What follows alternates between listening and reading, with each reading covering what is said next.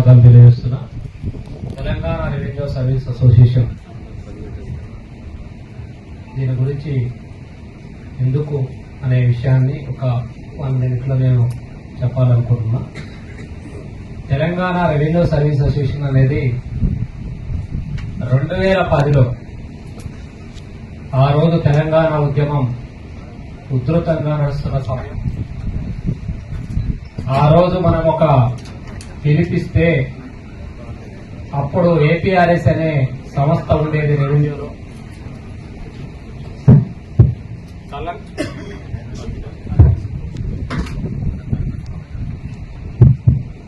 ఆ రోజు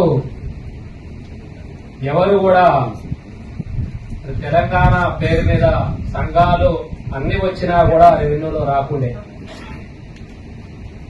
ఆ రోజు నేను రిజిస్ట్రేషన్ చేసి ఇందిరా పార్క్ దగ్గర ధర్నాలు ఒక బ్యానర్ కట్టాం.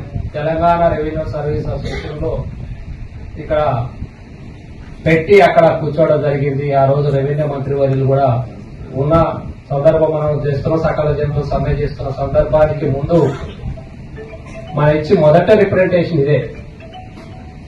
ఆ పిలుపుతోని మనం ఇది సంస్థ ఈ రోజు వస్తుందని మనం ఏదో ఊహించుకోవద్దు. కొంతమంది ఏదేదో మాట్లాడుకుంటున్నారు. వ్యవస్థల గురించి మాట్లాడడానికి భయం ఉన్నోడే మాట్లాడతాడు. ఇప్పుడు సంఘాలు కొత్తగా వస్తున్నాయంటే వాటి కాలం చెల్లిపోయిన తర్వాతనే వేరే వాటికి అవకాశం ఉన్నప్పుడే వీటి యొక్క నేపథ్యం బయటకు వస్తుంటది. ఈ నాయకత్వం లోపం ఉన్నప్పుడే ఇంకో సంఘం వస్తుంది. కింది స్థాయిలో ఎప్పుడైనా ఒక్కసారి మనం గుర్తు తెచ్చుకుంటే, ఎందుకంటే రోజు వారి నేపథ్యం చూస్తే క్లాస్ 4 ఎంప్లాయీస్ కావచ్చు, జూనియర్ అసిస్టెంట్ నుంచి రికార్డ్ అసిస్టెంట్ నుంచి డీటీ వరకు ఉన్న వారి యొక్క నేపథ్యం కావచ్చు, వర్క్ లోడ్ కావచ్చు, పని విధానం కావచ్చు, పని ఒత్తిడి కావచ్చు. ఒక్కొక్క తహసీల్దార్ ఆఫీసులో చేస్తున్న సందర్భంలో గతంలో ఒక ఆఫీస్ నుంచి మన తహసీల్ ఆఫీస్ నుంచి మనం ఇంత ముందు ఈ వ్యవస్థ విఆర్ఏ విఆర్ఓ పోనప్పుడు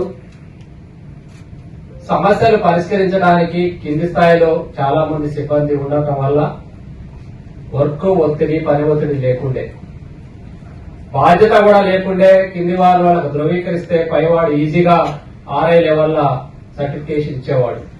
ఈ రోజు కనులకి గంతలు కట్టుకొని సంతకాలు పెడుతున్నారు ఆర్ఐ.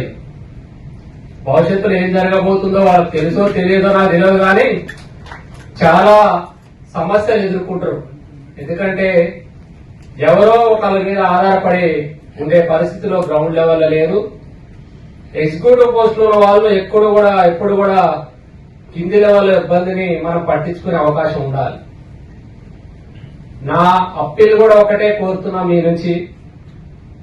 ఇప్పుడు తెలంగాణ రాష్ట్రం వచ్చిన తర్వాత రెవెన్యూ వ్యవస్థ చిన్న భిన్నమైందని మనందరికీ తెలుసు. ఒక్క రెవెన్యూ వ్యవస్థనే విధ్వంసంగా చేయడం కూడా జరిగింది, చూసినాం. దాని వెనకాల ఎన్నో సందర్భాల్లో నేను మాట్లాడినా. ఒక్కటి నేను చెప్పాలనుకున్నది ఏంటంటే, ఇక్కడ ఒక 4-5 అంశాలని మనం ప్రస్తావించాల్సిన అవసరం ఉంది. ఎందుకంటే కొంతమంది అంటుంటారు, కొంతమంది మనం వస్తుంటే మన మిత్రులు ఇప్పుడు కూడా చాలా మంది వేదిక మీద చెప్పుకున్నారు.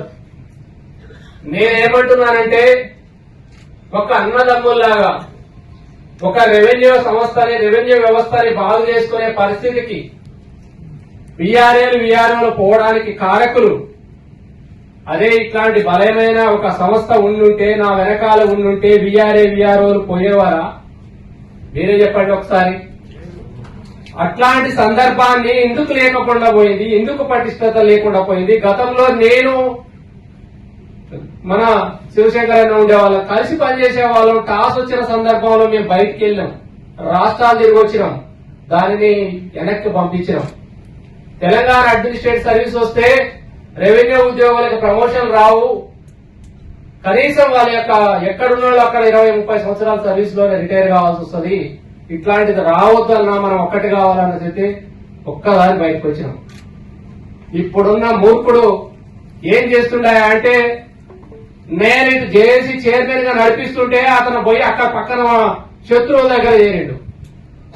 గతంలో టాస్ వస్తే టాస్ కి వాళ్ళు ఏదైతే మద్దతు ఇచ్చి రెవెన్యూ డిపార్ట్మెంట్ నేను నాశనం చేయాలనే సందర్భంలో వీఆర్ఏలు పోతున్నా కూడా మాట్లాడాలి సందర్భంలో ఉన్న వాళ్ళతోని ఈ రోజు వాళ్ళతో ఉండి ఆ జేఏసీకో మద్దతు ఇస్తున్నాడు.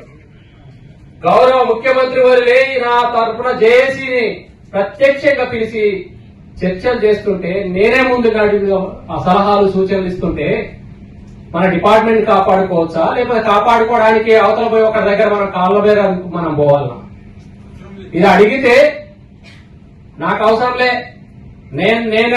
నాది పెద్ద సంఘం, నేను ఎందుకు వస్తా, నా పెద్ద సంఘం నాది అంటే చెట్టు పేరు చెప్పి కాయలు అమ్ముతారు. అంటే కింద స్థాయిలో ఉన్న జూనియర్ అసిస్టెంట్లు, సీనియర్ అసిస్టెంట్లు, ఆర్ఏలు, ఈ డీటీలు వీళ్ళందరూ కూడా నేను నా అంటాడు. కానీ ఆడ చూస్తే ఇందాక తమ్ముడు అంటాడు అదంతా తహసీల్దార్ల సంఘం అని అంటే ఆల్రెడీ తహసీల్దార్ సంఘం అండి, మళ్ళా తహసీల్దార్ సంఘం తయారు చేసిండు ఆయన.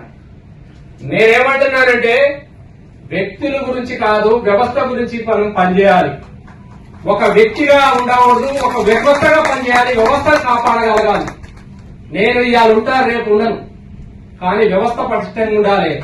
రెవెన్యూ శాఖ అంటే గతంలో తెలుసు అన్ని ప్రభుత్వ ఏదైతే డిపార్ట్మెంట్ ఉన్నాయో అన్నిటికీ ఒక పెద్దన్న పాత్ర పోషించేది. ఈ రోజు నవ్వుకుంటున్నారు. మీ శాఖ అంతా మొత్తం దేశానికి ఒక్కొక్క డిపార్ట్మెంట్ కి ఒక్కొక్క శాఖకి ఇసిరేసిర్రు. మీరేమన్నా రాయాన్ని మీ కింద మీ కాడ ఉంటే పట్టుమని 10 మంది లేరనే పరిస్థితి తీసుకొచ్చినారు. ఎవరు దానికి కారణం? ఇప్పుడు మన రామరెడ్డి చెప్పిండు చర్చలకు పిలిచారు.